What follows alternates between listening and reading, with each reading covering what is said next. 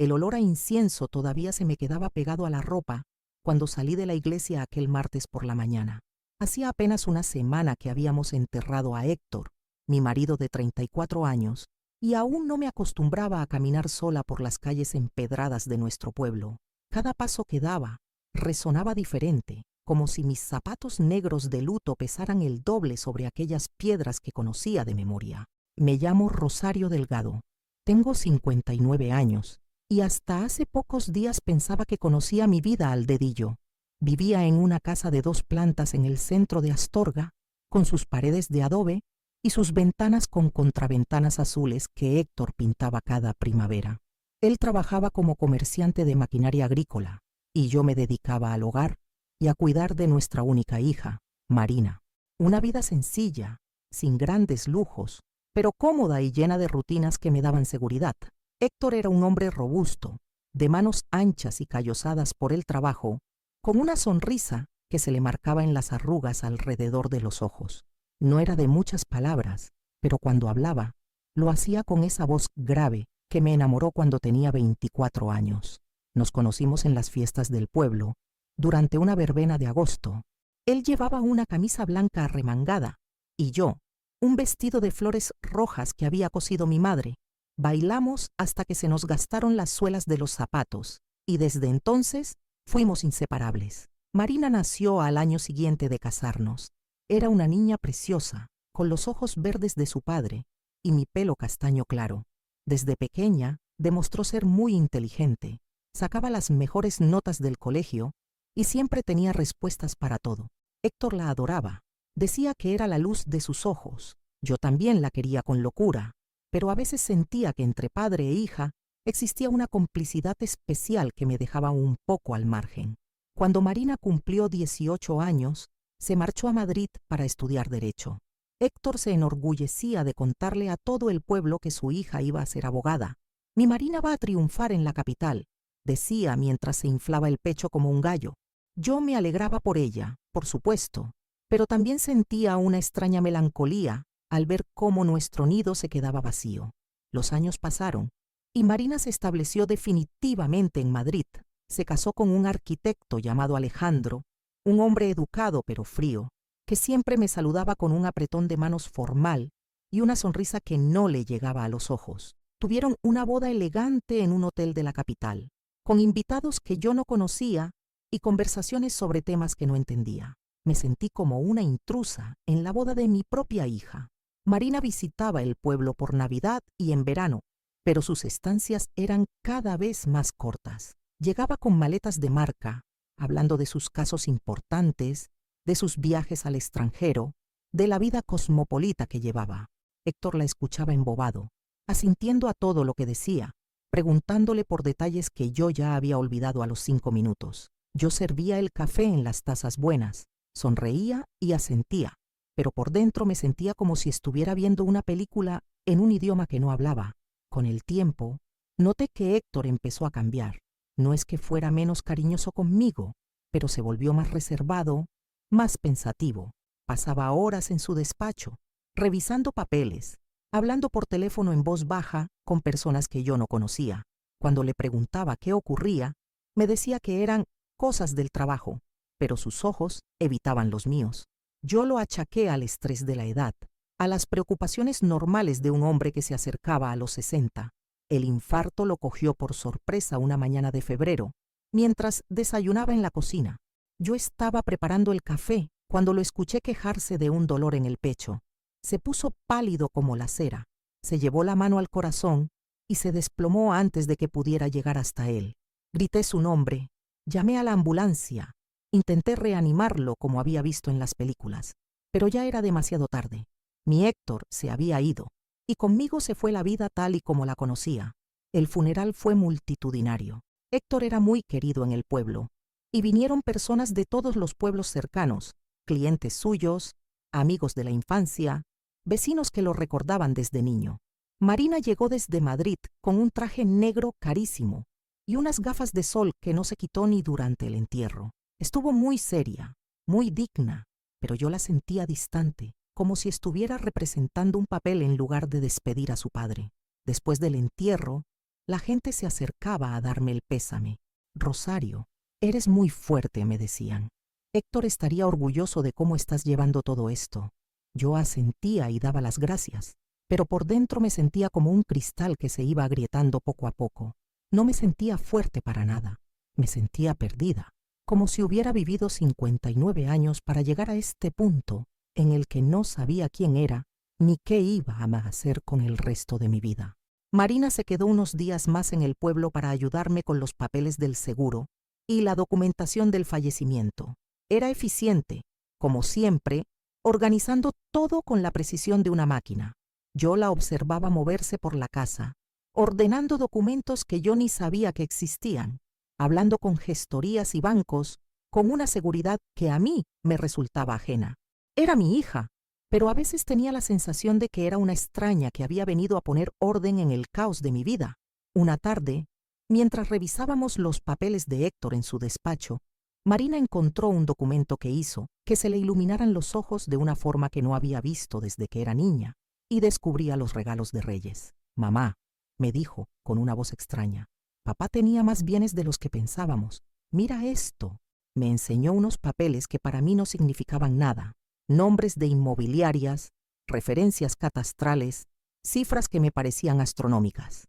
Marina me explicó que Héctor había estado invirtiendo en propiedades durante años, comprando apartamentos en Madrid y en la costa, moviendo dinero que yo ni siquiera sabía que teníamos. Papá era más astuto de lo que creíamos, murmuró Marina, y por primera vez desde el funeral le vi una sonrisa en los labios. Yo me quedé callada, tratando de procesar aquella información. Mi Héctor, el hombre sencillo que se emocionaba viendo las noticias del tiempo en televisión, había estado llevando una vida financiera paralela que yo desconocía completamente. Me sentí como si hubiera estado casada con un extraño durante 34 años. Al día siguiente, Marina me anunció que había concertado una cita con el notario para la lectura del testamento. Es mejor que lo aclaremos cuanto antes, mamá, me dijo mientras se servía el último café antes de regresar a Madrid. Así podrás organizarte y saber con qué cuentas. Yo asentí, aunque por dentro tenía un nudo en el estómago que no se me quitaba ni con manzanilla. Había algo en la forma en que Marina hablaba, una seguridad extraña, como si ya supiera lo que iba a pasar. Pero yo me tranquilicé pensando que, después de tantos años de matrimonio, Héctor me habría cuidado bien. Al fin y al cabo, éramos una familia. El notario, don Evaristo Mendoza, era un hombre mayor con bigote blanco y gafas de cristales gruesos que conocía a Héctor desde hacía décadas. Su despacho olía a papel viejo y a cera de muebles antiguos. Marina y yo nos sentamos frente a él. Yo con las manos sudorosas agarrando el bolso negro que había comprado para el funeral. Ella con una libreta y un bolígrafo, como si fuera a tomar apuntes de una reunión de trabajo. Señoras, comenzó don Evaristo con voz solemne. Procederé a leer las últimas voluntades de don Héctor Navarro Sánchez. El corazón me latía tan fuerte que pensé que todos en la habitación lo escuchaban. Marina se inclinó ligeramente hacia adelante, atenta a cada palabra. Don Evaristo carraspeó y comenzó a leer el testamento con esa voz pausada que usan los notarios, como si cada palabra pesara 1 tonelada. Empezó con las fórmulas legales habituales, esas frases incomprensibles llenas de por tanto ni y, en virtud de, que no entendía, pero que me sonaban tremendamente serias. Luego llegó a la parte de las disposiciones específicas, y fue ahí cuando mi mundo se tambaleó. A mi querida hija Marina Navarro Delgado, leyó don Evaristo, le lego los 3 apartamentositos en Madrid capital, en las calles de Goya, Serrano y Velázquez, así como la cantidad de 5 millones de euros depositada en cuenta corriente en el Banco Santander, sucursal de Madrid Centro. Sentí como si alguien me hubiera dado un puñetazo en el estómago. Marina anotó algo en su libreta con gesto impasible, como si aquella cifra fuera lo más normal del mundo. 5 millones de euros, 3 apartamentos en las mejores zonas de Madrid. Mi hija acababa de convertirse en una mujer muy rica, y yo ni siquiera sabía que esa riqueza existía. A mi esposa, Rosario Delgado Martínez, continuó el notario, le dejo la casa familiar donde hemos vivido juntos todos estos años, así como la pequeña propiedadcita en el paraje conocido como Las Encinas, en el término municipal de Astorga. Levanté la vista, confundida. ¿Qué propiedad en Las Encinas? Era una zona de monte bajo, en las afueras del pueblo, donde solo había maleza y alguna construcción abandonada. No entendía a qué se refería. Don Evaristo siguió leyendo algunos detalles técnicos y legales, pero yo ya no le prestaba atención. Mi cabeza daba vueltas tratando de asimilar lo que acababa de escuchar. Marina heredaba una fortuna, y yo me quedaba con la casa donde había vivido siempre y con algo misterioso en Las Encinas que ni sabía que Héctor poseía. Cuando terminó la lectura, don Evaristo nos miró por encima de las gafas. ¿Tienen alguna pregunta sobre las disposiciones testamentarias? Marina fue la primera en hablar, con esa voz profesional que usaba en su trabajo. Don Evaristo, ¿podría facilitarnos una copia de todos los documentos y las escrituras de las propiedades mencionadas? Por supuesto, señora Navarro. Todo estará listo esta tarde. Yo seguía callada, tratando de procesar lo que había pasado. Marina se levantó y me tendió la mano para ayudarme a ponerme en pie. Vamos, mamá, ya está todo claro. Salimos del despacho del notario y caminamos en silencio hasta la plaza principal. Era un día gris de marzo, con esa humedad fría que se te mete en los huesos. Me senté en un banco junto a la fuente central. Necesitaba aire, necesitaba pensar. Marina se quedó de pie delante de mí, consultando su teléfono móvil. Después de unos minutos, guardó el aparato y me miró con una expresión que no supe interpretar. Mamá, me dijo con una voz extrañamente dulce, ya no necesitas nada. Las palabras de Marina se me clavaron como astillas en el pecho. Ya no necesitas nada. Las repetí una y otra vez en mi cabeza, mientras la veía alejarse hacia su coche de alquiler, arrastrando su maleta de ruedas por el empedrado de la plaza. Ni siquiera se dio la vuelta para despedirse antes de arrancar el motor y desaparecer por la carretera que lleva a la autopista. Me quedé sentada en aquel banco hasta que empezó a oscurecer, viendo cómo los vecinos cerraban sus comercios y se encendían las primeras luces en las ventanas. Doña Carmen, la panadera, pasó por mi lado y me saludó con una sonrisa preocupada. ¿Estás bien, Rosario? Te veo muy pálida. Estoy bien, Carmen. Solo necesito aire. Le mentí, forzando una sonrisa que me dolió en los músculos de la cara. Cuando por fin llegué a casa, el silencio me recibió como un golpe en las sienes. La casa olía a cerrado y a los lirios que habían traído para el funeral y que ya se marchitaban en los jarrones. Fui directamente a la cocina y me serví un vaso de agua, pero tenía la garganta tan cerrada que apenas pude tragar 2 sorbos. Me senté a la mesa donde Héctor y yo habíamos desayunado juntos durante más de 3 décadas, y por primera vez desde su muerte lloré de verdad. No fue ese llanto contenido y digno que había mantenido durante el funeral, sino un llanto desgarrado que me salía desde algún lugar muy profundo del pecho. Lloré por Héctor, por la vida que creía que había tenido, y que resultó ser una mentira, por mi hija que me miraba como si fuera un estorbo, y por mí misma, por haberme quedado tan sola y tan perdida. Cuando se me agotaron las lágrimas, subí al dormitorio que había compartido con Héctor. Su lado de la cama seguía intacto, con su mesilla de noche, sus gafas de leer y el libro que estaba leyendo antes de morir, una novela de aventuras que nunca sabría cómo terminaba. Me tumbé vestida sobre el edredón y traté de dormir, pero el sueño no venía. En lugar de eso, mi cabeza no paraba de darle vueltas a lo que había pasado en el despacho del notario. 5 millones de euros. La cifra era tan grande que ni siquiera lograba imaginarla. ¿De dónde había salido todo ese dinero? Héctor ganaba bien con su negocio, pero nunca había mostrado señales de ser rico. Vivíamos con modestia, ahorrábamos lo que podíamos, disfrutábamos de pequeños placeres, una cena en el restaurante del pueblo por nuestro aniversario, unas vacaciones de una semana en la playa cada verano, regalos sencillos por Navidad. Y sin embargo, mientras yo me conformaba con comprar la marca blanca en el supermercado y remendaba la ropa en lugar de comprar nueva, él había estado acumulando una fortuna que ahora era de Marina. ¿Cuándo había empezado a ocultar dinero? ¿Por qué no me había contado nada? ¿Tan poca confianza tenía en mí? La pregunta que más me dolía era otra. ¿Por qué había dejado prácticamente todo a Marina y a mí? Solo me había dado la casa donde vivíamos y esa misteriosa propiedad en Las Encinas. ¿Acaso pensaba que yo no merecía nada más? Había sido tan mala esposa. Al día siguiente me levanté con los ojos hinchados y una tristeza pegajosa que se me adhería a la piel como miel espesa. Desayuné sin ganas una tostada con aceite mientras escuchaba el silencio de la casa. Cada ruido que hacía, cada paso, cada cucharada removiendo el café, sonaba amplificado y extraño, como si la casa también se hubiera dado cuenta de que ahora estaba sola. Decidí llamar a Marina para intentar entender lo que había pasado. Marqué su número con dedos temblorosos, pero me saltó el buzón de voz. Lo intenté 3 veces más a lo largo de la mañana, siempre con el mismo resultado. Su voz pregrabada, fría y profesional, me decía que dejara un mensaje después de la señal. Yo colgaba sin decir nada. ¿Qué le iba a decir? Que me explicara por qué su padre me había tratado como a una extraña en su testamento, que me dijera por qué ella pensaba que yo ya no necesitaba nada. Esa tarde decidí ir a buscar la propiedad de las encinas.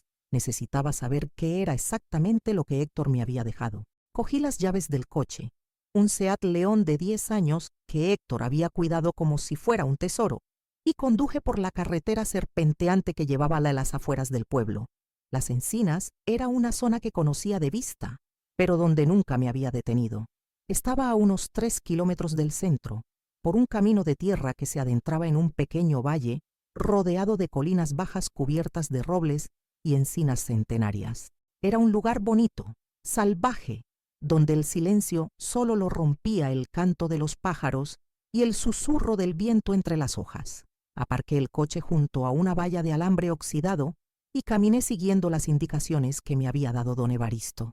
Según los documentos, la propiedad estaba al final de un sendero marcado por postes de madera. Caminé durante unos 10 minutos, aspirando el aire puro del campo, sintiendo cómo el sol de la tarde me calentaba la espalda a través del jersey. Y entonces la vi. Al final del sendero había una construcción pequeña, de una sola planta, con paredes de piedra y tejado de pizarra. Era una casa rústica, de esas que se construían hace 50 años para servir de refugio a los pastores o almacén para los aperos de labranza.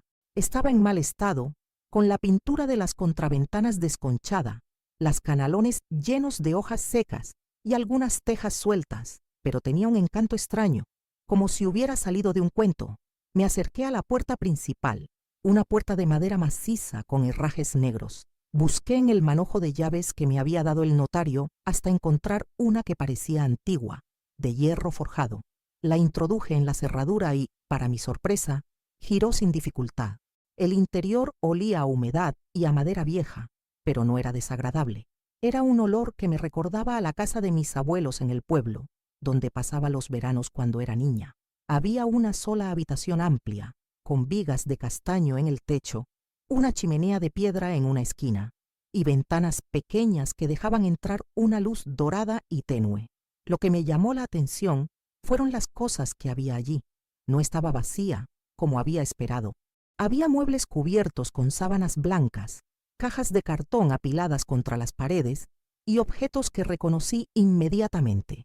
El sillón de cuero marrón donde Héctor se sentaba a leer los domingos por la tarde, la mesa de escritorio de nogal que había heredado de su padre, la lámpara de pie con pantalla de tela beige que habíamos comprado en nuestro primer aniversario.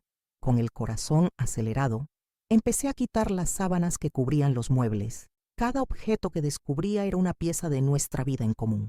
Fotografías enmarcadas de nuestro día de boda, de Marina cuando era bebé, de vacaciones en la playa, libros que yo creía perdidos, la vajilla de porcelana que había sido de mi madre y que hacía años que no veía. En un rincón encontré una caja de madera con nuestros nombres grabados, Héctor y Rosario, 15 de mayo de 1989. La reconocí inmediatamente. Era la caja donde guardábamos las cartas que nos escribimos durante nuestro noviazgo, cuando él se fue a hacer el servicio militar a León y estuvimos separados durante 8 meses. Pensé que se había perdido en alguna mudanza, pero ahí estaba, intacta. La abrí con dedos temblorosos. Las cartas seguían allí, amarillentas por el tiempo, pero perfectamente conservadas. Cogí una al azar y reconocí inmediatamente la letra de Héctor, esa caligrafía clara y redonda que había aprendido en el colegio de los hermanos maristas. Mi querida Rosario, leía: han pasado ya 3 semanas desde que me marché y cada día que pasa te echo más de menos. Anoche soñé que estábamos bailando en la Plaza Mayor, como aquella primera noche que nos conocimos. Cuando desperté y vi que no estabas a mi lado, sentí una tristeza tan grande que pensé que se me iba a romper el pecho. Solo me queda la esperanza de volver pronto a casa y volverte a abrazar. Te amo más que a mi vida y daría cualquier cosa por estar contigo ahora mismo. Tuyo para siempre, Héctor. Se me llenaron los ojos de lágrimas al leer aquellas palabras. Ese era el Héctor del que me había enamorado, el hombre tierno y apasionado que me escribía cartas de amor desde el cuartel. ¿Dónde se había quedado ese hombre? ¿Cuándo había empezado a tener secretos conmigo? Seguí registrando la casa y encontré más cosas que me desconcertaron. En una cómoda había álbumes de fotografías que yo no recordaba haber visto nunca. Fotos de Héctor y Marina juntos, de viajes que habían hecho sin mí, de celebraciones familiares donde yo no aparecía. En una de las imágenes, Marina debía de tener unos 14 años y estaba abrazada a su padre delante de un restaurante elegante. Los dos sonreían a la cámara con una complicidad que me resultó extraña y dolorosa. En otra caja encontré documentos que no entendía, extractos bancarios, facturas de una inmobiliaria, recibos de transferencias por cantidades importantes. Todo estaba fechado en los últimos 5 años y todos los papeles tenían algo en común. El nombre de Marina aparecía como beneficiaria o destinataria en la mayoría de ellos. Me senté en el sillón de cuero, rodeada de los restos de una vida que creía conocer, y traté de entender qué había pasado. Era como si hubiera estado viviendo en una representación teatral durante años, interpretando el papel de la esposa feliz, mientras los otros actores seguían un guión diferente que yo no conocía. El sol se estaba poniendo cuando decidí volver a casa. Cerré la puerta de la casita con cuidado, como si fuera un cofre del tesoro que guardaba secretos demasiado valiosos para exponerlos a la intemperie. Durante el viaje de vuelta, mi cabeza no paraba de dar vueltas a todo lo que había visto. Esa noche, mientras cenaba sola una tortilla francesa en la cocina, sonó el teléfono. Era Marina. «Hola, mamá», me dijo con esa voz neutra que había adoptado desde la muerte de su padre. «He visto que me has llamado varias veces. ¿Qué necesitas?» «Marina, tengo que hablar contigo», le dije, tratando de mantener la voz firme. «Necesito entender lo que ha pasado. He estado en las encinas, sí». «Mamá», me interrumpió, «sé que todo esto es difícil para ti, pero papá sabía lo que hacía. Él quería asegurar mi futuro, y a ti te dejó la casa donde has sido feliz durante tantos años. ¿No es eso lo que más valoras?» «Pero Marina, tú sabías lo del dinero. Sabías que tu padre tenía todos esos apartamentos». Hubo una pausa larga al otro lado de la línea. Cuando Marina volvió a hablar, su voz sonaba diferente, más dura. «Mamá, papá y yo hablábamos de muchas cosas. Él se preocupaba por mi carrera, por mi futuro. Tú nunca te interesaste por esas cosas». «Que no me interesé. Marina, yo me pasé toda mi vida cuidando de esta familia, apoyando a tu padre en todo». «Sí, mamá, ya lo sé, pero la vida ha cambiado. Yo tengo responsabilidades, un trabajo exigente, una vida complicada. Tú ya has cumplido tu papel. Ahora puedes descansar». «¿Mi papel?», repetí, sintiendo cómo la rabia empezaba a subirme por la garganta. «¿Qué papel, Marina?» «El papel de la madre que se sacrifica en silencio y luego se retira cuando ya no es útil». «No te pongas dramática, mamá. Tienes una casa preciosa, tienes tu pensión, tienes todo lo que necesitas para vivir tranquila. ¿Qué más quieres?» «Quiero respeto», le dije, y mi voz salió más fuerte de lo que esperaba. «Quiero que me traten como lo que soy, como tu madre, como la mujer que estuvo 34 años casada con tu padre, no como un mueble viejo al que hay que buscarle un rincón donde no estorbe». Marina suspiró al otro lado del teléfono, como si fuera una niña caprichosa que la estaba agotando con mis tonterías. «Mira, mamá, entiendo que estés sensible. Acabas de perder a papá y es normal que estés confusa. Pero piénsalo bien. Tienes casi 60 años, no tienes estudios, no has trabajado nunca fuera de casa. ¿Qué ibas a hacer con tanto dinero? Papá fue muy sabio al dejárselo todo a quien realmente lo necesitaba y sabía administrarlo». Sus palabras me golpearon como bofetadas. Cada frase era una humillación, una forma de decirme que yo no valía nada, que no era lo suficientemente inteligente ni capaz para merecer algo mejor. «Marina», le dije con una voz que ya no reconocía como mía, «eres mi hija, pero en este momento no te conozco. El dolor no justifica la crueldad. Mamá, no seas, Colgué el teléfono antes de que pudiera terminar la frase. Me quedé sentada en la cocina, escuchando el zumbido del frigorífico y el tic-tac del reloj de pared que Héctor había comprado en un mercadillo de antigüedades. Por primera vez en mi vida, me sentí completamente sola en el mundo. Esa noche no pude dormir. Me quedé despierta hasta el amanecer, repasando cada conversación, cada gesto, cada detalle de los últimos años, buscando pistas que me explicaran cuándo se había roto todo, cuándo había dejado Héctor de confiar en mí, cuándo había decidido Marina que yo era prescindible. Pero sobre todo, me preguntaba una cosa: ¿quién era yo ahora? Durante casi 60 años, había sido la hija de alguien, la novia de alguien, la esposa de alguien, la madre de alguien. Ahora, de repente, me encontraba sola conmigo misma por primera vez en mi vida, y no sabía si me iba a gustar lo que iban a encontrar. Los días que siguieron a aquella conversación con Marina fueron los más oscuros de mi vida. Me levantaba cada mañana sin saber para qué, desayunaba por obligación y me pasaba las horas mirando por la ventana, viendo cómo la vida del pueblo seguía su curso normal, mientras la mía se había detenido por completo. La gente empezó a preocuparse por mí. Doña Carmen, la panadera, me preguntaba cada vez que pasaba por delante de su tienda si necesitaba algo. Don Aurelio, el farmacéutico, me recomendó unas pastillas para dormir cuando me vio con ojeras hasta el suelo. Incluso el cura del pueblo, don Esteban, se acercó una tarde para preguntarme cómo llevaba la viudez. «Es normal que te sientas perdida, Rosario», me decía con esa voz paternal que usaba para los sermones. «Héctor era un buen hombre, y después de tantos años juntos es natural que necesites tiempo para adaptarte». Yo asentía y le daba las gracias, pero por dentro pensaba que ninguno de ellos sabía realmente lo que me estaba pasando. No era solo el dolor por la muerte de Héctor, era la sensación de haber descubierto que mi vida entera había sido una mentira, que las dos personas que más quería en el mundo me habían visto como algo insignificante, prescindible. Una mañana, mientras tomaba el café en la cocina, decidí que no podía seguir así. Me estaba consumiendo en autocompasión, y eso no era lo que quería para el resto de mi vida. Si Marina pensaba que yo era una mujer acabada, si creía que ya no servía para nada, iba a demostrarle que estaba equivocada. Volví a las encinas esa misma tarde, pero esta vez con una intención diferente. No iba a lamentarme por lo que había perdido, sino a explorar lo que había ganado, porque aquella casita, por modesta que fuera, era mía. Era lo único que tenía en el mundo que no dependía de la buena voluntad de nadie más. Esta vez me fijé mejor en los detalles. La casa tenía buena estructura, las paredes eran sólidas y el tejado, aunque necesitaba algunas reparaciones, estaba en mejor estado de lo que había pensado inicialmente.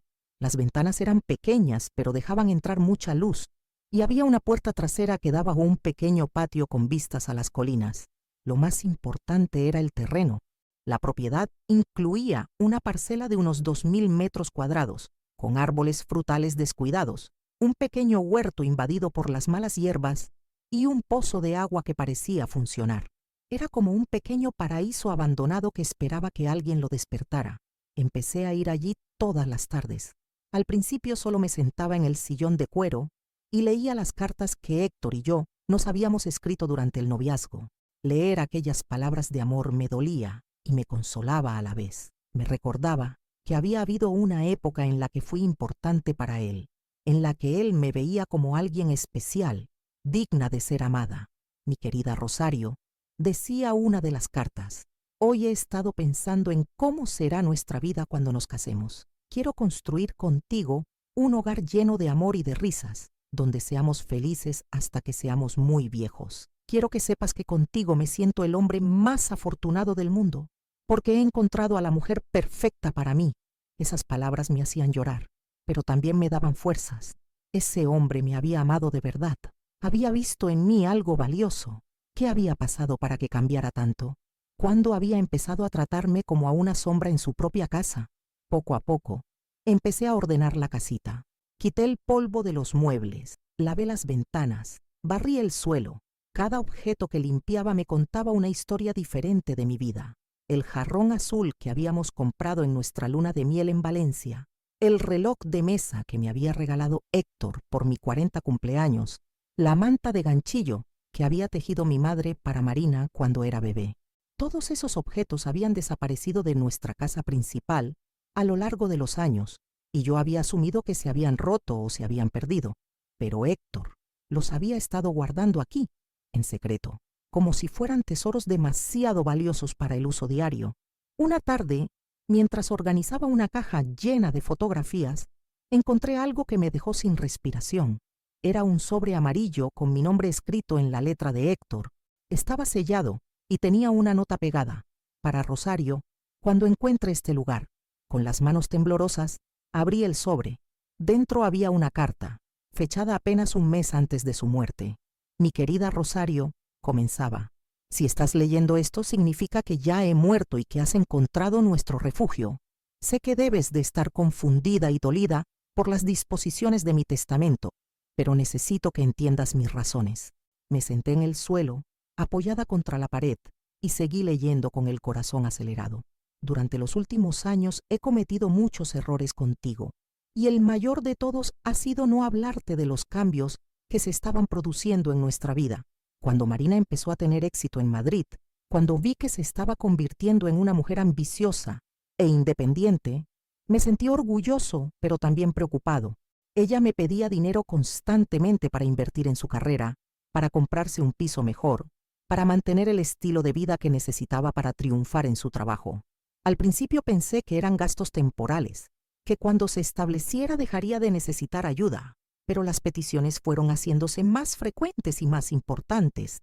Marina me convenció de que invirtiera en propiedades a su nombre, de que abriera cuentas bancarias donde ella pudiera acceder al dinero sin complicaciones. Me decía que era más práctico, más eficiente fiscalmente.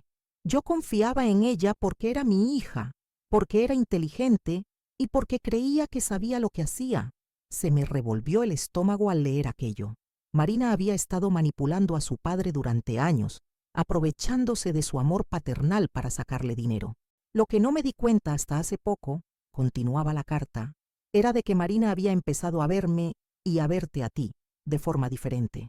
Para ella, yo era una fuente de financiación y tú eras un obstáculo para sus planes. Empezó a hacerme comentarios sobre lo mucho que gastábamos en casa, sobre lo innecesario que era mantener cierto nivel de vida cuando yo podía estar invirtiendo ese dinero en su futuro. Me decía que tú no entendías de finanzas, que era mejor que no supieras nada de los movimientos bancarios para evitarte preocupaciones. Fui un cobarde, Rosario. En lugar de defenderte, en lugar de poner límites a Marina, dejé que me convenciera de que estaba actuando por el bien de la familia. Me dejé llevar por la vanidad de tener una hija exitosa, y poco a poco fui alejándome de ti. Cada vez que Marina me llamaba para hablarme de sus logros profesionales, de sus casos importantes, de su vida cosmopolita, yo me sentía orgulloso pero también inferior. Empecé a pensar que mi vida contigo en el pueblo era pequeña, insignificante, comparada con el mundo brillante que ella habitaba. Las lágrimas me resbalaban por las mejillas mientras leía aquellas líneas. Por fin entendía lo que había pasado. Héctor no había dejado de quererme, sino que había caído en la trampa de su propia vanidad y de la manipulación de nuestra hija. Cuando me diagnosticaron los primeros problemas del corazón hace 2 años, seguía la carta. Empecé a darme cuenta de mi error.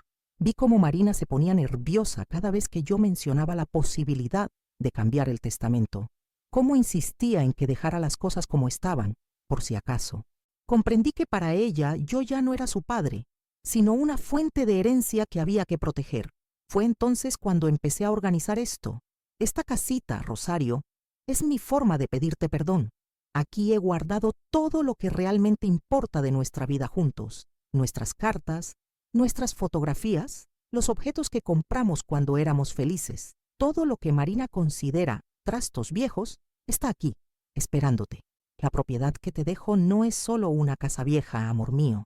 Es un terreno de 2000 metros con agua propia, árboles frutales y una ubicación preciosa. Si quisieras venderla, vale mucho más de lo que Marina imagina. Pero mi esperanza es que no la vendas, sino que la conviertas en tu refugio, en el lugar donde puedas ser tú misma sin depender de nadie. También he dejado instrucciones en el banco para que tengas acceso a una cuenta corriente con 50.000 euros que Marina no conoce. No es mucho comparado con lo que ella ha heredado, pero es suficiente para que puedas hacer las reformas necesarias en la casita y vivir con dignidad durante años. Me quedé sin respiración. 50.000 euros que no sabía que existían. Héctor sí había pensado en mí. Sí me había cuidado, a su manera. Sé que todo esto no compensa los años en los que te dejé al margen, los años en los que te traté como si fueras invisible, continuaba la carta. Sé que fui un marido egoísta y un padre demasiado permisivo, pero quiero que sepas que nunca dejé de amarte, que nunca dejé de admirar tu fortaleza, tu bondad, tu capacidad para ser feliz con las cosas sencillas. Marina heredará el dinero y las propiedades, pero tú heredarás algo mucho más valioso, la libertad de empezar de nuevo, de descubrir quién eres cuando no tienes que cuidar de nadie más que de ti misma. Tienes 59 años, Rosario, no 90. Tienes toda una vida por delante, y espero que sea una vida plena y feliz. Si alguna vez dudas de tu valor, si Marina o cualquier otra persona te hace sentir que no vales nada, ven a esta casita y recuerda las cartas que guardamos aquí. Lee nuestras palabras de amor, mira nuestras fotografías de juventud y recuerda a la mujer extraordinaria de la que me enamoré hace 35 años. Esa mujer sigue ahí, dentro de ti, esperando a que la dejes brillar. Tuyo para siempre, con amor y arrepentimiento, Héctor P. D. En el armario de la habitación hay una sorpresa más. Espero que te guste. Terminé de leer la carta con el corazón latiéndome tan fuerte que podía escucharlo en el silencio de la casita. Héctor sí me había querido, sí había reconocido sus errores, sí había tratado de compensarme por los años de abandono emocional. Me levanté del suelo con las piernas temblorosas y me dirigí al armario empotrado que había en un rincón. Lo abrí con curiosidad y encontré algo que me hizo sonreír por primera vez en semanas. Todos mis vestidos favoritos de cuando éramos jóvenes, perfectamente conservados, junto con complementos y zapatos que creía perdidos desde hacía décadas. Había también una caja de terciopelo negro. La abrí y encontré las joyas que había heredado de mi abuela, un collar de perlas, unos pendientes de oro blanco, una pulsera con un camafeo, joyas que Marina había visto muchas veces y que había comentado que serían perfectas para alguien de mi generación. Al fondo del armario había otra sorpresa, mi máquina de coser Singer, la que usaba cuando Marina era pequeña, para hacerle vestidos y disfraces. La había echado de menos durante años, y Héctor siempre me decía que se había estropeado y que la había tirado. Pero ahí estaba, perfectamente engrasada, y con una nota que decía, para que puedas volver a crear cosas bellas. Esa noche volví a casa con una sensación completamente diferente. Ya no me sentía abandonada ni traicionada. Me sentía libre, por primera vez en décadas. No tenía que cocinar para nadie más que para mí. No tenía que preocuparme por los horarios de nadie. No tenía que pedir permiso ni dar explicaciones. Al día siguiente, fui al banco a preguntar por la cuenta que mencionaba Héctor en su carta. El director, don Emilio Ramos, me recibió con una sonrisa comprensiva. Señora Delgado, estaba esperando su visita, me dijo mientras revisaba unos papeles.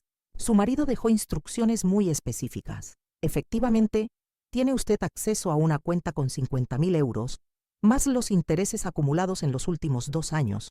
Firmé los papeles necesarios y salí del banco con una sensación de poder que no había experimentado nunca.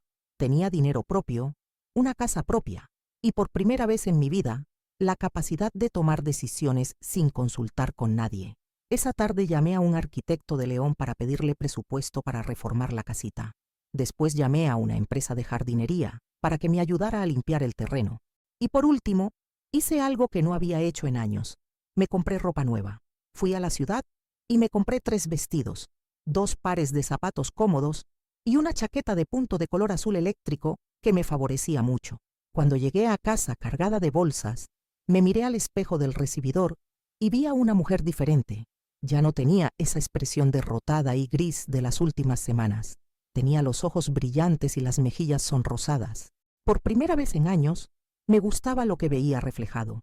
Esa noche decidí llamar a Marina. Tenía cosas que decirle. «Hola, mamá», me saludó con esa voz fría de siempre. «¿Cómo estás?» «Muy bien, Marina. Mejor de lo que he estado en mucho tiempo», le dije con una seguridad que me sorprendió a mí misma. «Me alegro de oírlo. ¿Has pensado ya en lo que vas a ir a hacer? ¿Necesitas ayuda para organizar las cosas de papá?» No, Marina, no necesito tu ayuda. De hecho, te llamo para decirte que he encontrado la carta que tu padre me dejó en las encinas. Hubo un silencio tenso al otro lado de la línea. ¿Qué carta?, preguntó finalmente. Y por primera vez en años, noté inseguridad en su voz. Una carta en la que me explica exactamente lo que pasó durante estos últimos años, en la que me cuenta cómo lo manipulaste para que pusiera todo a tu nombre, cómo le hiciste creer que yo era un estorbo para tus planes y... Tss. Mamá, no sé de qué me hablas. Sí lo sabes, Marina, la interrumpí. Y sabes que lo sé. Tu padre se dio cuenta de lo que habías hecho, y por eso organizó las cosas de forma que yo tuviera mi propia independencia económica. Mamá, estás fantaseando. Papá te dejó lo que te dejó porque me amaba, terminé yo, porque se arrepentía de haberte dado tanto poder sobre nuestras vidas, y porque quería que yo tuviera la oportunidad de ser feliz por mi cuenta. Marina ya no sonaba segura de sí misma. Su voz había perdido esa frialdad profesional y sonaba casi asustada. ¿Qué quieres decir con independencia económica? Quiero decir que no soy la vieja pobre y dependiente que tú creías. Quiero decir que tengo recursos propios y que no necesito ni tu dinero ni tu compasión, le dije, saboreando cada palabra. No te entiendo. No hace falta que me entiendas, Marina. Solo hace falta que sepas que la mujer inútil y acabada que creías que era tu madre ha desaparecido. En su lugar, hay una mujer de 59 años que está empezando una nueva vida y que no va a permitir que nadie, ni siquiera su propia hija, le falte al respeto nunca más. Y colgué el teléfono antes de que pudiera responder. Los meses que siguieron a aquella conversación con Marina fueron los más intensos y reveladores de toda mi vida.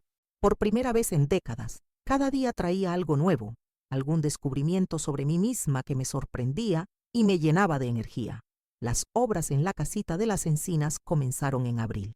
El arquitecto, un hombre joven llamado Pablo, que había estudiado en Madrid, pero que había decidido volver a la provincia para recuperar la arquitectura tradicional, se enamoró inmediatamente del proyecto.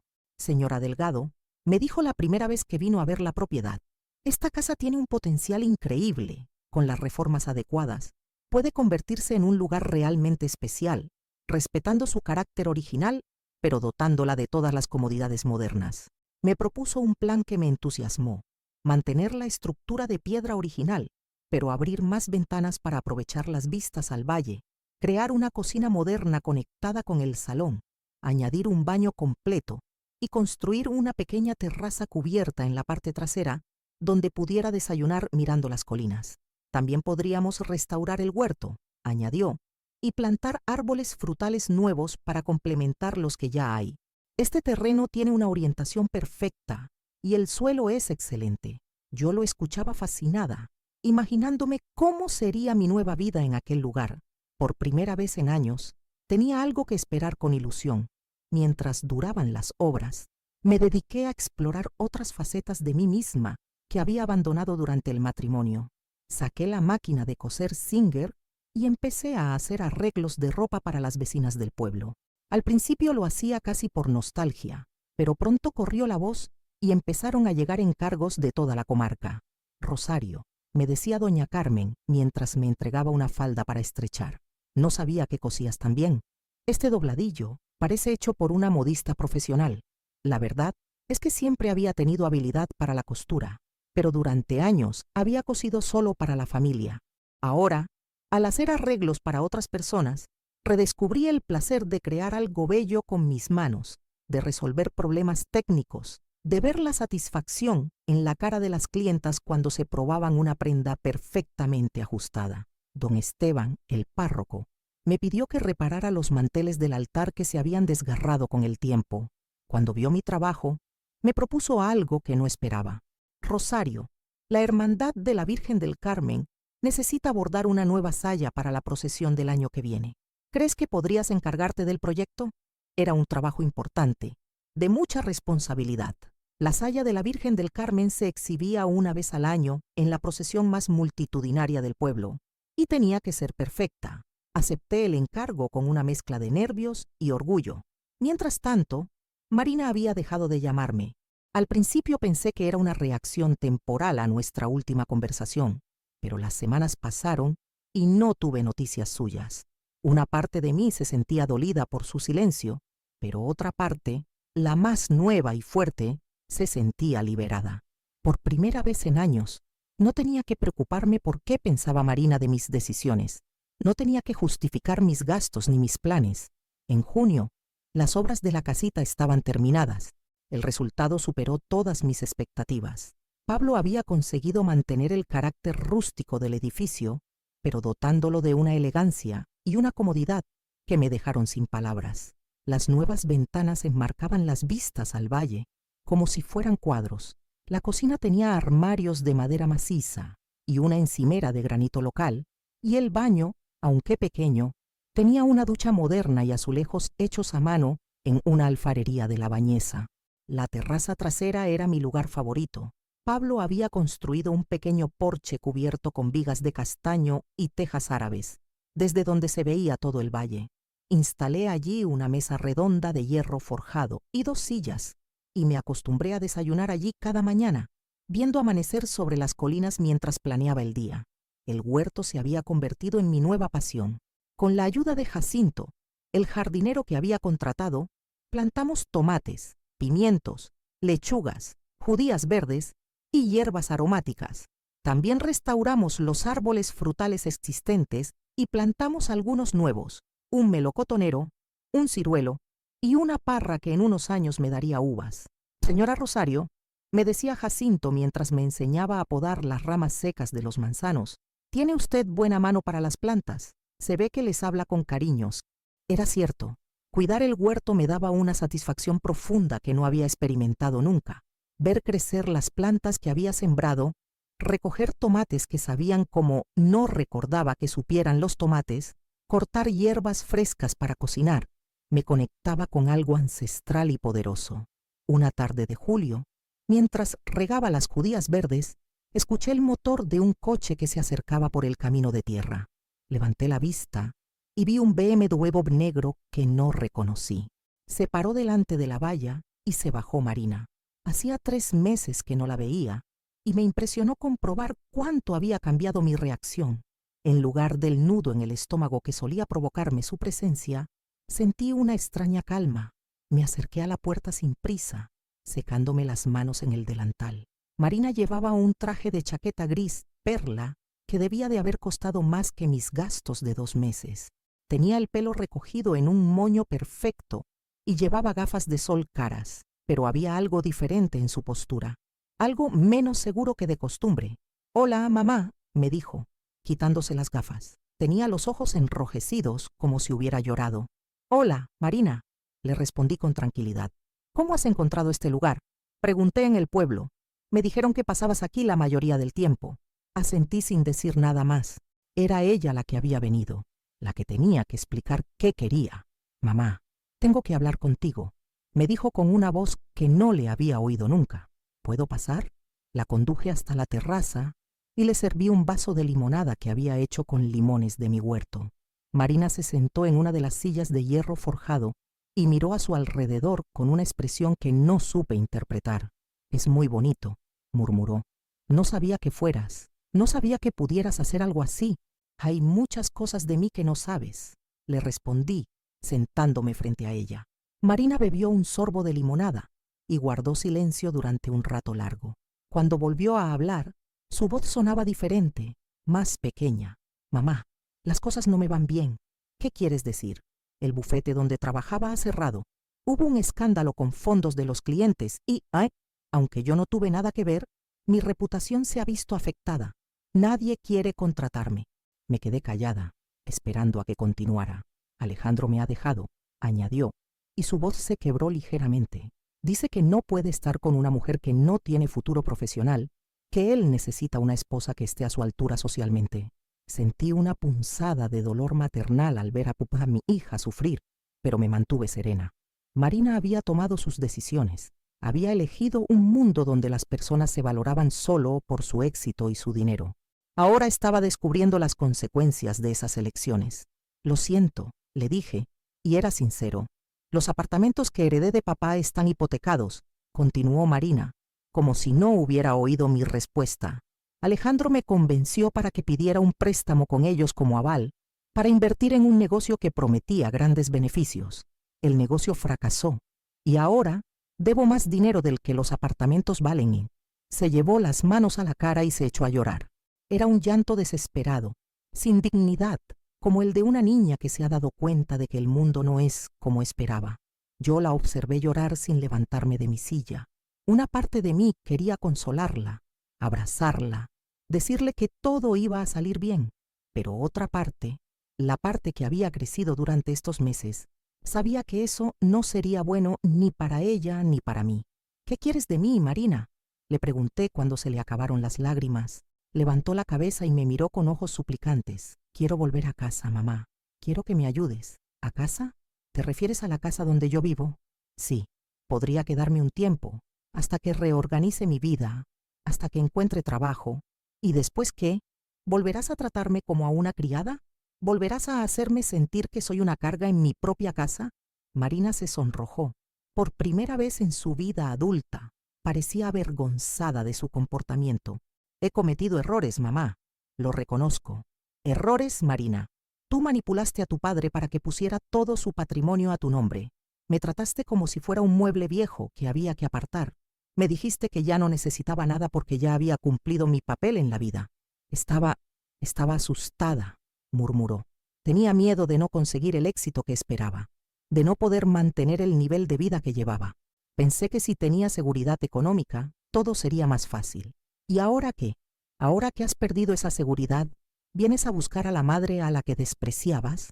Marina se echó a llorar otra vez, pero esta vez era un llanto más suave, más auténtico. No te despreciaba, mamá, te envidiaba. La miré sorprendida. Eso no me lo esperaba. ¿Me envidiabas? ¿A mí? Sí. Envidiaba tu capacidad para ser feliz con cosas sencillas, tu forma de encontrar satisfacción en cuidar de la casa, en cocinar, en coser. Yo siempre he necesitado más, siempre he necesitado demostrar algo y nunca ha sido suficiente.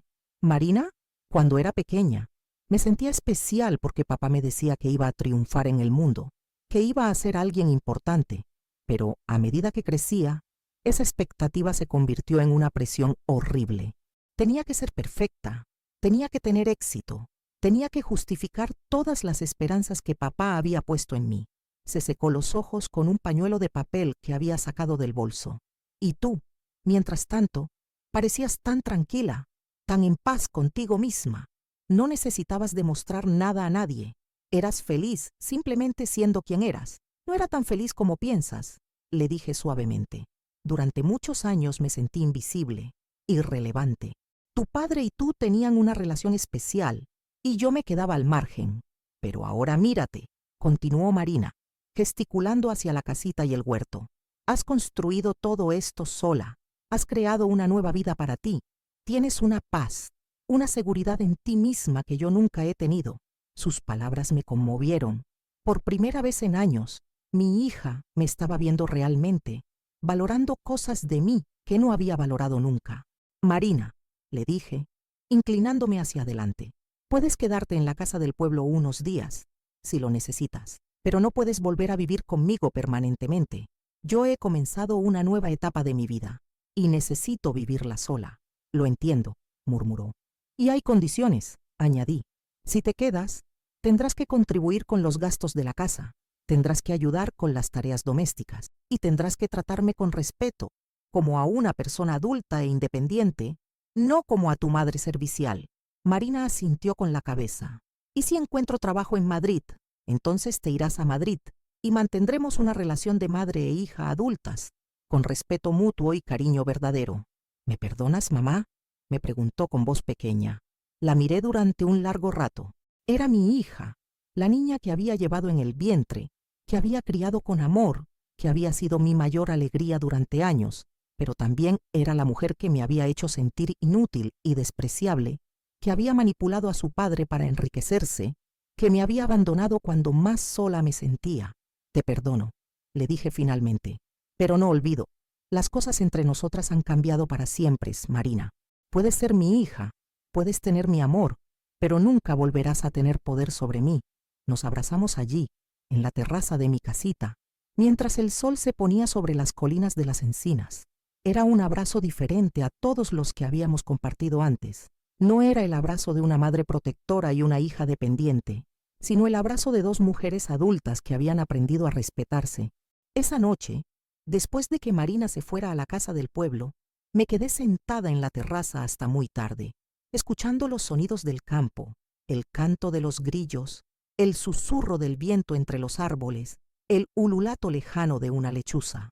Por primera vez en mi vida, me sentía completamente en paz conmigo misma. No necesitaba la aprobación de nadie. No dependía del amor de nadie para ser feliz.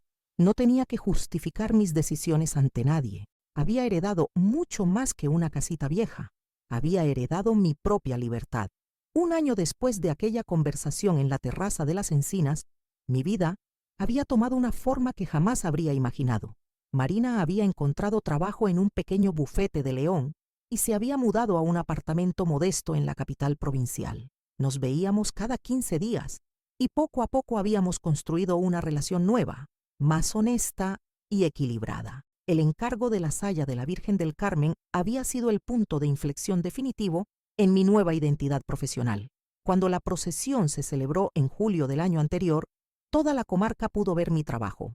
Era una saya de terciopelo azul marino con bordados dorados que representaban las olas del mar y las estrellas del cielo. Había tardado 6 meses en completarla, trabajando cada tarde en mi taller improvisado en la casita de las encinas. El día de la procesión, cuando la imagen de la Virgen salió de la iglesia luciendo mi saya, sentí un orgullo que me llenó el pecho de una forma que no había experimentado nunca.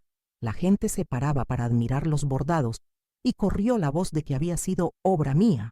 Rosario, me dijo don Esteban después de la misa, has hecho algo extraordinario. Esta saya va a durar décadas y cada año que la veamos recordaremos el talento que tienes. A partir de ahí, los encargos empezaron a llegar de toda la provincia. Bordados para manteles de altar, restauración de ornamentos antiguos, incluso algunas novias que querían que bordara detalles especiales en sus vestidos de boda. Mi reputación como bordadora se extendía por el boca a boca y por primera vez en mi vida tenía una profesión que me llenaba de satisfacción y me proporcionaba independencia económica. La casita de las encinas se había convertido en mi refugio perfecto. Había añadido una habitación más pequeña que usaba como taller, con buena luz natural y estanterías llenas de hilos de todos los colores, telas de diferentes texturas y herramientas de bordado que había ido coleccionando. Cada mañana me levantaba con ganas de empezar el día, de ver qué había crecido en el huerto durante la noche, de continuar el proyecto en el que estuviera trabajando. El huerto había superado todas mis expectativas. Los tomates de aquel verano habían sido tan abundantes que había tenido que regalarlos a medio pueblo. Las judías verdes, los pimientos, las lechugas, todo crecía con una exuberancia que me llenaba de asombro. Jacinto me había enseñado a hacer conservas y ahora tenía una despensa llena de mermeladas, tomates en conserva y pimientos asados que duraban todo el invierno. Señora Rosario, me decía Jacinto mientras me ayudaba a recoger las últimas manzanas del otoño, este huerto está bendecido. Yo llevo 40 años trabajando la tierra y nunca he visto plantas tan sanas y productivas. Pero el cambio más importante no era material, sino interior. Me había descubierto a mí misma como una mujer capaz, creativa, independiente. Ya no era la mujer de Héctor, ni la madre de Marina. Era Rosario Delgado, artesana, jardinera, mujer libre de 59 años que había aprendido a valorarse a sí misma. Una tarde de noviembre, mientras bordaba un mantel para la iglesia de un pueblo vecino, recibí una visita inesperada. Era don Evaristo, el notario, acompañado de un hombre joven que no conocía. Rosario, me dijo don Evaristo después de los saludos de cortesía, te presento a Alberto Mendoza, mi sobrino. Es tasador de propiedades y ha venido desde Madrid para evaluar algunas fincas de la zona. Alberto era un hombre de unos 40 años, con gafas y una sonrisa amable. Después de tomar el café que les serví, don Evaristo me explicó el motivo de su visita. Rosario, ha surgido algo interesante relacionado con tu propiedad. ¿Sabías que todo este valle está siendo estudiado para un proyecto de turismo rural sostenible? No tenía ni idea de qué me estaba hablando. La Junta de Castilla y León, continuó Alberto, está promoviendo una iniciativa para convertir esta zona en un destino de turismo ecológico. Tu finca está en una ubicación estratégica y hay inversores interesados en comprar terrenos aquí para desarrollar el proyecto. ¿Quiere decir que quieren comprar mi casita?, pregunté sintiendo una punzada de alarma. No necesariamente, me tranquilizó Alberto. De hecho, propiedades como la tuya, ya rehabilitadas y con encanto rural auténtico, son exactamente lo que buscan para el proyecto. Podrías vender si quisieras, claro, pero también podrías participar en el proyecto manteniendo la propiedad. Me explicó que el plan consistía en crear una red de casas rurales, talleres de artesanía tradicional, rutas de senderismo y experiencias gastronómicas basadas en productos locales. Mi casita, con su ubicación privilegiada y su carácter auténtico, podría convertirse en uno de los centros neurálgicos del proyecto. Si participaras, me dijo Alberto, podrías mantener tu taller de bordado aquí, pero también ofrecer clases a los turistas interesados en aprender técnicas tradicionales. Tu huerto podría suministrar productos para las experiencias gastronómicas e incluso podrías alojar huéspedes si quisieras ampliar la casa. La propuesta me dejó sin palabras. Era una oportunidad que nunca habría imaginado, una forma de convertir mi nueva vida en algo aún más grande y significativo. Pero hay algo más, añadió don Evaristo con una sonrisa misteriosa. Alberto ha hecho una tasación preliminar de tu propiedad, teniendo en cuenta su ubicación, el estado de las mejoras que has hecho y el potencial turístico de la zona. Alberto sacó unos papeles de su cartera. Rosario, según mi valoración, tu propiedad vale actualmente alrededor de 250.000 euros. Si decides vender, tendrías múltiples ofertas por encima de esa cantidad. Me quedé sin habla. 250.000 euros. La modesta casita que Héctor me había dejado y que Marina probablemente había considerado una carga, valía una fortuna.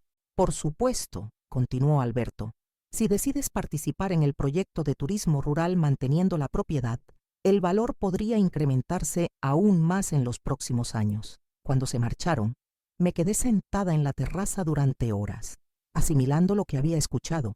La herencia que había recibido no solo me había dado independencia y una nueva vida, sino que se había convertido en algo mucho más valioso de lo que nadie habría imaginado. Esa noche llamé a Marina para contarle la novedad. Su reacción fue muy diferente a la que habría tenido un año antes. «Mamá, qué maravilloso», me dijo con genuina alegría. «Te mereces toda la suerte del mundo. Has trabajado mucho para convertir ese lugar en algo especial». «Marina», le dije, «quiero que sepas que esto no cambia nada entre nosotras. Tú tomaste tu camino, yo tomé el mío, y cada una tiene que vivir con las consecuencias de sus decisiones». «Lo sé, mamá, y no lo cambiaría. Estos meses he aprendido mucho sobre mí misma, sobre lo que realmente importa en la vida. Mi trabajo en León no es tan prestigioso como el que tenía en Madrid, pero es honesto y me permite dormir tranquila por las noches. Me alegro de oír eso. ¿Y he conocido a alguien?», añadió con una sonrisa en la voz. «Se llama David, es profesor de instituto. No tiene mucho dinero, pero es bueno, inteligente y me hace reír. Me trata como a una persona, no como a un trofeo. Me alegro mucho, Marina. Espero conocerlo pronto. Él también quiere conocerte. Dice que cualquier mujer que sea capaz de transformar su vida, como tú lo has hecho, debe de ser extraordinaria». Después de colgar, me quedé sonriendo en la cocina. Mi hija había aprendido, por fin, a valorar las cosas importantes de la vida. Al día siguiente tomé una decisión. No iba a vender la casita, pero sí iba a participar en el proyecto de turismo rural. Llamé al mismo Alberto y le dije que estaba interesada en formar parte de la iniciativa. Durante los meses siguientes, empecé a prepararme para esta nueva etapa. Amplié el taller para poder recibir grupos pequeños de estudiantes, planifiqué un huerto didáctico donde los visitantes pudieran aprender sobre agricultura ecológica, e incluso me animé a escribir un pequeño libro sobre técnicas tradicionales de bordado que podría vender a los turistas. La primera temporada del proyecto comenzó en primavera. Vinieron visitantes de Madrid, de Barcelona, incluso algunos extranjeros interesados en el turismo rural auténtico. Daba clases de bordado 3 veces por semana, explicaba las técnicas de cultivo ecológico en mi huerto y por las tardes ofrecía degustaciones de productos caseros en mi terraza con vistas al valle. La experiencia me llenó de una satisfacción que no había conocido nunca. Ver la cara de admiración de una turista alemana cuando aprendía a hacer un punto de cruz perfecto, escuchar las exclamaciones de placer de una familia madrileña cuando probaba mis tomates recién recogidos del huerto, compartir historias de la vida rural con visitantes que venían huyendo del estrés de la ciudad. Todo eso me daba un propósito que iba mucho más allá de la supervivencia económica. Una tarde de junio, mientras cerraba el taller, después de una jornada especialmente satisfactoria, vi un coche conocido que se acercaba por el camino. Era Marina, pero esta vez no venía sola. La acompañaba un hombre de mediana edad, con aspecto de profesor, que debía de ser David. ¡Mamá!, me gritó Marina desde la puerta del coche. Quería que David viera tu casita antes de que cerrara la temporada de turismo. Los recibí con el delantal puesto y las manos manchadas de tierra del huerto. David me saludó con una sonrisa cálida y un apretón de manos firme. Señora Rosario, me dijo, Marina me ha contado mucho sobre usted, pero ver todo esto en persona es impresionante. Ha creado algo realmente especial aquí. Hicimos un recorrido por la casita, por el taller, por el huerto. David hacía preguntas inteligentes sobre las técnicas de bordado, sobre los métodos de cultivo ecológico, sobre la historia del valle. Era evidente que tenía una curiosidad genuina y una cultura amplia. David enseña historia, me explicó Marina mientras paseábamos entre las hileras de tomates. Le encanta todo lo que tenga que ver con las tradiciones y el patrimonio cultural de. Lo que usted está haciendo aquí, me dijo David, es mucho más importante de lo que quizás se da cuenta. Está preservando conocimientos ancestrales. Está mostrando que es posible vivir de forma sostenible. Está demostrando que la sabiduría tradicional tiene valor en el mundo moderno. Sus palabras me emocionaron. Durante décadas me había sentido como si mis conocimientos, mis habilidades, mi forma de vida no tuvieran valor en un mundo que parecía valorar solo el éxito profesional y el dinero. Ahora, de repente, descubría que lo que había considerado obsoleto era precisamente lo que muchas personas buscaban. Esa noche cenamos los tres en la terraza, bajo las estrellas del valle. Marina y David me contaron sus planes. Querían casarse el año siguiente, en una ceremonia sencilla, y estaban pensando en comprar una casa pequeña, en León, donde pudieran tener un huerto y vivir de forma más tranquila. ¿Sabes qué, mamá?, me dijo Marina mientras recogíamos los platos. Creo que papá sabía exactamente lo que hacía cuando te dejó esta propiedad. ¿Qué quieres decir? Creo que sabía que tú tenías la sabiduría y la fuerza para convertir esto en algo especial. Quizá no imaginó exactamente qué, pero sabía que en tus manos esto se convertiría en algo valioso. Tu padre me conocía mejor de lo que yo misma me conocía, le respondí. Me tomó 60 años descubrir de qué era capaz. Nunca es demasiado tarde para empezar de nuevo, añadió David. Usted es la prueba viviente de eso. Cuando se marcharon esa noche, me quedé sola en la terraza, como había hecho tantas veces durante aquel año transformador.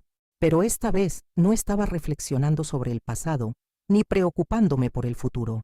Estaba simplemente presente, disfrutando de la brisa nocturna, del perfume de las flores de mi huerto, del silencio sagrado del valle. Pensé en Héctor y sentí, por primera vez desde su muerte, una gratitud pura hacia él. Su testamento, que en un principio me había parecido una traición, había resultado ser el regalo más grande que podía haberme hecho. La oportunidad de descubrir quién era yo realmente cuando no tenía que ser la esposa de nadie ni la madre de nadie. Pensé en Marina y sentí una paz profunda. Mi hija había aprendido, a través del dolor y la pérdida, a valorar las cosas auténticas de la vida. Nuestra relación nunca volvería a ser la de antes, pero era mejor. Era la relación entre dos mujeres adultas que se respetaban y se querían. Y pensé en mí misma, en la mujer que había sido y en la que me había convertido. Durante décadas había creído que mi valor residía en ser útil a otros, en sacrificar mis deseos por el bienestar de mi familia, en permanecer invisible para que otros pudieran brillar. Ahora sabía que mi valor residía en ser auténticamente yo misma, en usar mis talentos para crear belleza y transmitir conocimiento, en vivir con integridad y propósito.